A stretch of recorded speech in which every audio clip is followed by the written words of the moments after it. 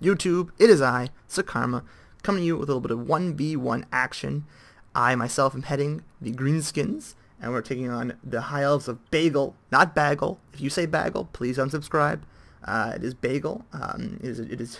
The Jews did not go through the Holocaust just so you can mispronounce our food, okay? Oh Jesus, I just played the Holocaust card way too early, way too early. Anyways, let's move on. So I didn't even do my little Brohammer here. I was too enamored with the name of Bagel. Anyways, so what did I want to take? What am I showing this battle for? Because it's fun, obviously, but also I told you I would show you how to, or show you my approach to unboxing the elves. So you're going to see a lot of elf boxes. I've played multiple matches online already against elf boxes. It's a viable build, it's a viable strategy, especially against Greenskins. And this is my strategy for unboxing the elves, which will probably be the title of this video.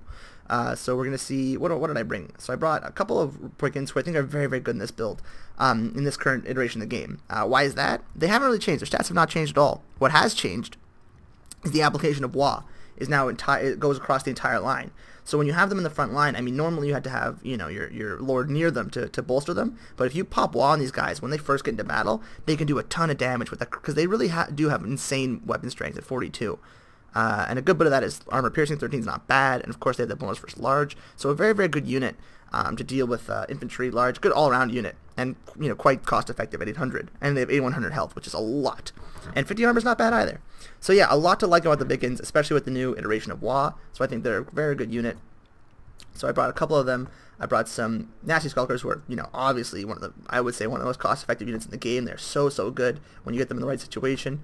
I've got a couple of Goblins here with Silver Shields, of course, to soak up some of the fire, alongside the AP Loonies, Unbreakable, poison-causing units, never bad. A couple of big bosses in case they brought a dragon. Goblin Wolf Riders, Goblin Spider Riders, just to, you know, provide some mobility, alongside a Broken Tusk Mob.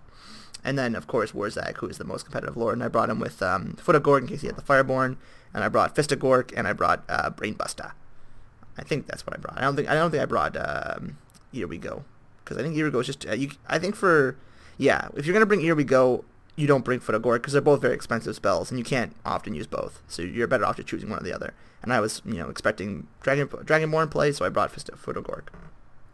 So yeah, that's what I brought. Over here on the High Elf side, we have Spearmen, several of them, 1, 2, 3 Spearmen. We've got 1 White Land of Thrace, 1 Swordmaster of Hoeth, 1 Phoenix Guard, the Everqueen's Court Guard, interesting unit. I don't know that they're ever worth the cost, but I mean they are better in some ways. Maybe they are worth it. I don't know. I have to test them out a little bit. They're just very, very expensive, and they're hard to, you know, defend.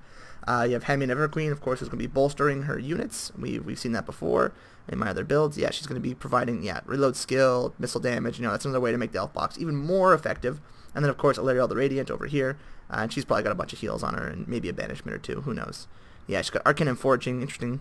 Tempest. I guess in my case, I brought Azhag the Slaughterer. She's got so no banishment. I guess because she has they're using a box build. It'll make it harder to defend, or sorry, to predict where that banishment will go. So yeah, very tight formation, very boxy build. Again, this is what you're gonna see a lot, I think, on ladder, just because it's an effective move. So right away, what's my plan? I want to surround them. I want to use their immobility to my advantage, and my mobility to my advantage. So I'm going to move around. I'm going to get them pretty much on all sides, and they don't have... my opponent might be quite elite with their box, so they only have 1 archer unit, or no, 2 archer units rather, Everqueen card, and then the Illyriel, but they don't have a lot to protect it. They only have about 6 infantry units, and I have many more than that. Unfortunately, we do get Azhag right in range of fire. That was unfortunate. Of course, those will pierce right through his missile resist, or sorry, not his physical resist rather, and he doesn't actually have any missile resist, so he's very, very vulnerable to those missiles, and you can see a lot of damage done there. That was just poor play on my part. I should have, again, I underestimated their range. It is quite high. It's good at the same time. The same token, though, they're too busy shooting at Warzag. We were able to pretty much approach without being fired upon, and their box is very, very tight, very, very, very, very tight. So if we can get a good surround on them, it's going to be trouble, and that's what we're going to do. So I'm going to move these guys around, continue to move these guys around, continue to use my mobility to my advantage. They are going to be shooting down these Black Orcs, which is, of course, a good move, but I'm around the flanks with everything. These guys aren't even appeared yet, and, of course, I am going to win the front line just through attrition because he has so many more units. But, of course, if you can use his infantry, his range support it's not going to be good for us. I get a nice Brain Buster in there, doing good damage to these guys. Gets no model kills, unfortunately, so they can't heal that up, but does disrupt the formation, too. So that was a nice little Brain Buster from Warzag, way over here. Good range on that ability. Of course, I forgot to mention, I brought the Westiaires, just the one. So they're in range now, they're firing. I'm able to get these AP Gloonies to go nuts and throw their whirling dervish monstrosities that just explode as they collapse, so that's good against the box. Again, just disrupting formation. I get a Foot of Gorkin here, and does a good amount of damage. That's on the Everqueen, and that's why I don't like the Everqueen, because we just wiped them out with that 1 Foot of Gork. It was just devastating. So yeah, we absolutely just murdered that entire unit. And now the box is pretty much broken open. He's rushing around to defend from all different angles, but we've got, you know, we're sticking and moving, punching where we can, getting in, and now his infantry is in trouble because he's lost his range support, he's lost the formation of the box. We have units fighting that they don't want to fight, so Black Orcs are killing these Phoenix Guard. They have wall on. This is just, you know, a massacre. We're just getting in there and just ripping them apart. Warzag's over here, but he's safe now to come back in. She is, you know, using her heals to sustain their fighting, but these guys get jack stats, 40 and 31 when they're winning, which is crazy high for a unit that costs 500. And then they're gonna get bolstered by something else, who knows what. And then of course we're just, you know, getting a full surround on them now at this point. She does have the Handmaid of the Everqueen over here fighting, but of course she's fighting. You know, she does not want to fight the Goblin Big Bosses. Although she does have anti-large, there are 2 of them against 1, but she will actually do all right. Over here we have some Nasty Skulkers just finishing off these White Lions of Thrace, who are a shit unit, as we all know. And I'm just casting spells left and right, and, you know, bolstering my front line, making sure we can get in. And since he's lost his ranged units, he doesn't have any units to counter snipe my Rusty Arrows, so they just are firing with impunity, you know, taking these Phoenix Guard down, reducing their armor when they do hit. I don't know why they're missing. For some reason, it's not working on them. But yeah, when they do hit, they are reducing their armor. There we go. She's been pinned, stuck in this little area. I'm going to send these Nasty Skulkers here around to, again, get some damage on them. I think they have some recruit... I was going to say... what's the word I'm looking for? Not retreating. The opposite of retreating. Whatever. Recovering units, but does not appear so. Warzag's in here fighting in a fight he does not want to be in, but he's surrounded by his Broken Test Mob, so that's not a bad little engagement for him. I think Broken Test Mob should be given Guardian or something. I mean, they should retroactively apply Guardian to the old world factions. I mean, why not? I think that would be a good little buff for the old world factions. You know, right now all the new world factions have Guardian pretty much, and I assume that the Skaven will also get that, and so will the Lizardmen. Why not give it to some units on the Greenskins and the Empire, and, you know, the old world factions? Why not? I mean, they already gave it to the Wood Elves and the Beastmen. So yeah, if Guardian's going to be to every faction, there should be like the Immortals or the Broken. You can just give it to the Broken Dust Mob. There's a few things they can do, but whatever. That's for a discussion for a different time. But yeah, over here we're just gonna, you know, hunt down this Handmaid of the Everqueen. She is hard to kill because she does have that anti-large bonus, but, you know, she's not impossible. We get a nice brain bust in there, and of course every time I cast that, it gives our guys a little bit of a boost in their melee attacks or something. Yeah, it gives them whatever that's what's that ability called? This one here. Warzag's Revenge? No, that's not right. Oh, that's here we go. Nasty Skulkers. Nasty Skulkers. What is it? Sundered Armor. Bowman Staff. There we go. 13 melee attack and charge bonus. So that's really, really good. So you want to be casting spells as much as you can with Warzag.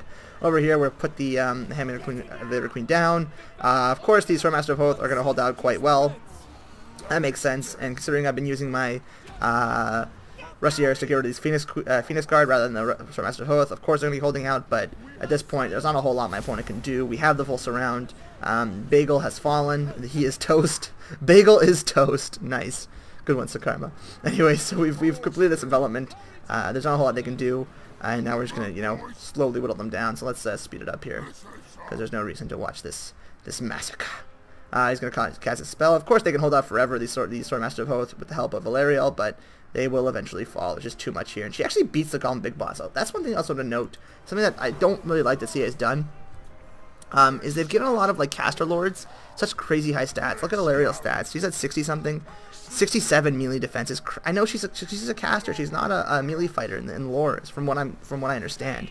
So she has really, really high stats, which is kind of, you know, I don't know. I think that she should be her stats should be a little bit lower considering she is a caster. But what can you do? I mean, we'll go look at compared to like Balthazar Gelt, like the old timey casters, and Heinrich Himmler. I think he got buffed, but back when Heinrich Himmler first came in the game, he was not easy to kill because he had that Strider, but his stats were weak. So GG to my opponent here, Bagel, not Bagel. So he bought the elf box, and yeah, we were able to break it. I think, again, when you're fighting the elf box, with Greenskins especially, just go wide, just go mobile. Had he brought the Fireborn, it would have been, you know, a little bit more difficult, because we don't really have a lot of options to deal with the Fireborn, other than, I would say, if I was going up against the Fireborn, first thing I would do is I would lure them out, try and get them to fight the Broken Crust Bob. Once they did, I would pin them down with Wurzag, and then cast an Overcast Foot of Gork, and that would just wipe them off the map, and you just don't have to worry about them for the rest of the game. It's been done to me before in an earlier battle, if you've seen it. And I think it's just the best move. I used to do it against Bretonnia. Against Bretonnia, I would muck them up with Forest Goblin Spider Riders and then cast it. But I think considering how expensive the Fireborn are, I think it's worth it to just put those resources in there. Put a Effigy to get, put a Fist of Gork, wipe them off the face of the map, and then you have mobility advantage for the rest of the game. So that'd be my suggestion. If they bring a lot of, Dragon Princes, you have, you know, a number of tools here. You can slow them down. You have anti-large. You have armor piercing. You've got, of course, the rusty airs. You've got mobility. These guys can smuck them up a little bit and slow them down. So yeah, you have a few options. So even if you don't expect to face the elf box, and this is a good all-round build. Will it struggle against dragons? Maybe. But Wurzag, I think, is a very, very good anti-dragon pick now with all the abilities that he has. And yeah, Wurzag is just such a good lord. I'm actually really happy with what they've done to Wurzag. The Greenskins didn't really have a great lord. I mean, Asshat was okay. Asshat was great in game 1 because he was super fast. And he could do a lot of damage on Skullmuncha, and of course, Lord of Death is insane. But Asshat in game 2 has been, you know, pretty much nerfed to the ground. He's not good. Like all lords from the first game with their flying mounts like griffins and what are they called, wyverns. They're just not very good anymore. So yeah, Asshat's been kind of nerfed. Grimgor, of course, we've talked about him at length about how he's not good. He should be much better. The Night Goblin War Boss is a very, very good one. With the Tormentor Sword, he's a very, very good lord. Very cheap, does poison very fast. But I think Wurzag is ultimately the better pick because of the magic. He has a good lore. He does a lot of damage on his pig. He's got that physical resist that he applies to his units. He has those good bonuses when he's casting spells. Just a good overall lord. Anyways, that'll be it for me. Actually, I wanted to go look at another thing, which is Alariel and her. Let's look at Alariel, and let's look at her stats here. So 45, 55 are so good, especially for a caster lord. And let's compare it to someone like, I don't know, Malagor, who looks more dangerous than her, certainly. So Malagor's got 35, 40. It's not terrible, but that's pretty bad, actually. What am I saying? That is pretty terrible. Then you look at an Empire. You look at Balthazar Goat. Let's see, Balthazar over here. And we're talking, yeah, 34, 38, so much weaker stats. I don't know if maybe in the lore she's just a better lord, but let's see if you bring them bare bones. How much does she cost? So Balthazar is going to cost like almost nothing. Okay, so she will probably cost more than, so it's 450. What does Alariel cost bare bones? You bring her with nothing. Okay, so she does, well, 150 considering how much better she is in melee. I don't know. She's just better in every way. But, yeah, look at that. I don't know. It's a little silly. I don't think she should have such high stats. I think Caster Lords should be easier to kill. But what can you do? Especially if they're casters only, not like, you know, obviously Malekith is a warrior as well. Anyways, I digress. Thanks for joining me, guys, and I'll see you around the bend.